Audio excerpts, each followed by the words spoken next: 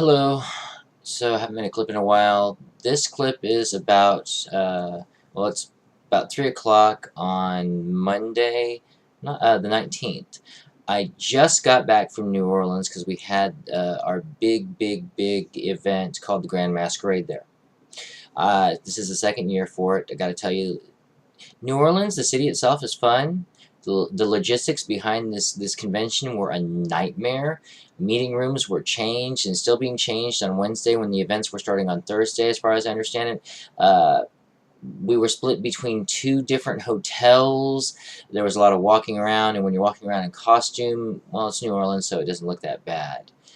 Uh, there was some in-character things, well, a lot of in-character badness that happened, and equally bad things that happened to me out of character, meaning that I did not have the greatest time with certain circumstances that freaked me out.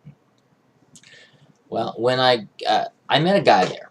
This is the out of character part. I met a guy who shall remain nameless because one day he may discover this, and he's such a it turned out he was a kind of psychotic, it seems, and threatening in like legal action type thing. This guy is opinionated, and okay, I'm getting into his bad qualities, and then basically, I didn't see the bad qualities from before. He actually, in retrospect, kind of reminds me of one of my exes, a guy by the name of Matt. I'll just go ahead and say that. Very opinionated and thinking that he knows everything.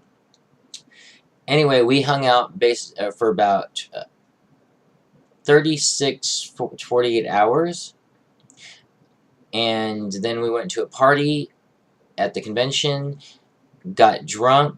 Oh, both of us were drinking. Some other guy decided that he wanted Matt. Or, why did I say Matt? Okay, he wanted the person I was with, and pretty much just took him away. I just was thinking that's just kind of rude. When me and this person were there together, but we weren't really kind of together because it was a convention. He lived someplace else. We're never going to see each other again. Unless he shows up to the next convention, which I'm kind of hoping he doesn't. Regardless, I went and I told him in front of this guy that, look, I think that's just kind of rude. And I took off, and I went and had a friend kind of console me, tuck me into bed and make sure that I was okay. Uh, the Matt thing, I mean, I'm not going to get over calling this guy Matt. The guy, I'd had a bad night at game. One particular thing tripped my trigger at the game that I'll get into in a little bit. But basically, this other person then went to, I guess, save face with the guy he was hooking up with that night. He went and told security for the convention that I was stalking him. So security came and found me the next day and told me, we've gotten a complaint about you and you're stalking. And I'm like, what? Which is totally news to me. And when I messaged this person, I asked, what's up? What is this about me stalking you? What type of game is this? And he responded back with, you are just angry at me, and when you've calmed down and you can be properly submissive. Actually, obedient was the word he used. You can message me, or else I will issue charges with the proper authorities. And I was like, okay, yeah, I'm done. So that was the badness that happened. It kind of freaked me out a little bit. Now, the in-character game thing involved my character Kieran. Kieran was at one of the particular settings at the salon for the Tremere, his clan, and he got summoned to the Toreador salon because the salons were all happening and there was a contest for them. This is where it gets a little tricky on the in-character, out-of-character stuff. Kieran would not have been bothered by what happened. Billy is, because Billy has a social anxiety issue, defect is the best way of putting it. I can't publicly speak or deal with being the center of attention for more than like 15 to 20 people. The ballroom had about at least 100. When I was summoned into the room, I was taken up to the master of the salon, a guy by the name of Serafino, the master harpy. Totally legitimate in-character reasons. I understand it on an in-character level. Out of character, I had to focus on a particular point in the room, and I kind of went brain dead on just question and answer thing. I wanted to either throw up or run out of the room. I needed to not be the center of attention, and it was scary as hell for me. Because of that, I looked like a total idiot in front of all these people. I was depressed about that. It gets worse because later on in the night, during the drinking phase, I had some people, I overheard some people talking about, oh yeah, that's the guy who was the idiot. I'm like, oh shit, this is not good. The Anarch meeting, or the Anarch salon was the next night, and one of the Anarchs invited me to go. I was going, okay, sure. I can go and do that. I'm not going to hide in shame and stuff, even though Billy wanted to crawl into a hole and die. I went to the Anarch salon. Things were going great. Things were fun. Towards the end of the night, I walk into the room as Serafino is there, and the woman who invited me brings me up in front of now all of the Anarchs, which was roughly about 45 to 50 people.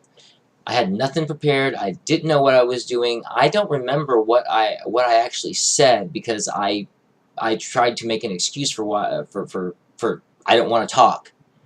But I was forced up there. And again, it was a spotlight, and Serafino was laughing in the corner, and I don't remember what I said. Whatever it was brief, and I got the hell out of there as fast as possible. While I was walking down Bourbon Street taking care of people later that night who were drunk because they got really wasted and I didn't, or at least not as much as I could have. There were a couple of the people laughing, yeah, you're the guy who just went I'm like, okay, you need to go away from me right now. It was so bad. It freaked me out so much. And I mean, if I had known that was coming, if I'd been prepared to be in front of that many people, I could have had something in my mind prepared for how to respond or anything. But I was completely blindsided and unprepared, and actually, if I had been prepared, I probably would have said, "Can you have somebody stand in for me as my character up there and do or say or whatever, because I can't do it." It's actually part of the reasons I mentioned in one of my clips, I do this for therapy, to be more confident and be able to publicly speak, which doesn't make sense for me doing just YouTube clips because only about like 5 people watch. Thank you.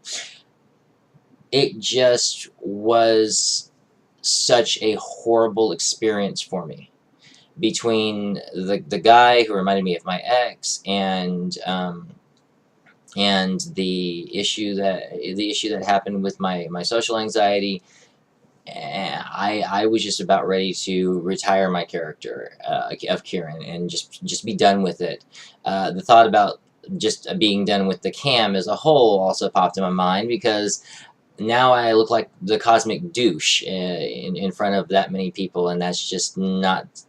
I know that I'm not perfect. I know that I'm not that fantastic. I'm good at doing online scenes, and I'm good at doing one-on-one scenes, or at least I think I am. At least I'm not tripping over my words and having blackouts on what I said. I've been told that there are social ramifications. Oh, that was the other aspect in character. I don't know how much status I lost. I keep getting conflicting reports on the amount of status I lost that night. I'm waiting to hear back from the storytellers on it. It was just a bad weekend overall, and I mean, it was New Orleans. It should be fun. I did get to go to Oz with that guy before everything went to hell, and they were having the amateur strip-off. The strip-offs in New Orleans are very, very, very different than the strip-offs here in where I'm living. When they say strip-off, they really mean it. I walked up there, I was handing some of them dollar bills, and all of a sudden they like grabbed my hand and oh whoa, so that's what's down there. That's what that feels like. Okay, I didn't expect to be doing things like that. And there was a couple of them that was just like everything came off.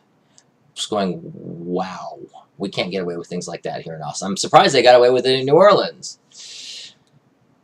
Anyway, I'm going to be doing probably on my live journal that I do, writing all about it. And there were some other aspects I would prefer not to write about here that happened. But it's pretty much, it was the best of times. It was the worst of times because not everything was bad, but a lot of bad overshadowed some good. I got to see some friends I hadn't seen in a while. I got to meet some people that I had just been role-playing with online, and due to everything that happened and all of my dramas that were happening, I probably did not present myself in the best light. So it worries me that this is going to affect a lot of different things. But I've been told that plans are in motion to take care of other issues involving my Tremere type things and stuff, and I'm like, okay, I can't function right now thinking about it, is what I told them. I'm just too numb about it. And it's probably going to take me a couple of weeks before I respond to any in-character emails and stuff, because I really don't want to roleplay anymore. At least not anytime soon, and not with Kieran. And I know it's childish. It's like I just suffered something. I'm taking my toys and going home. I know I'm going to go back. I know I'm probably going to keep Kieran and keep playing, but it really hurt. Anyway, that was my experience at Grand Masquerade in New Orleans in 2011. Hope everybody had a good weekend. Those that actually went to Grand Masquerade, I hope you had a good time. Night.